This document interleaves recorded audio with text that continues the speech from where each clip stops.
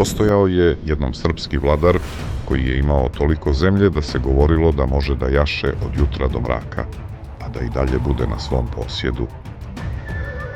Bio je bogatiji od većine evropskih plemića tog vremena, toliko da su čak i Mlečani zapisali kako se plaše da bi jednog dana mogao preuzeti kontrolu nad trgovinom na čitavom Balkanu.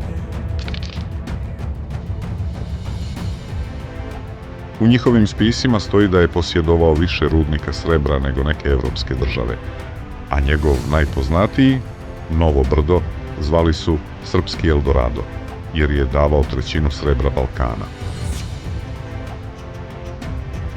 Bio je ratnik koji je podigao tvrđave, branio Kosovo zajedno sa Lazarevićima i svoje najbolje ljude poslao u najkrvaviji okršaj tog vremena.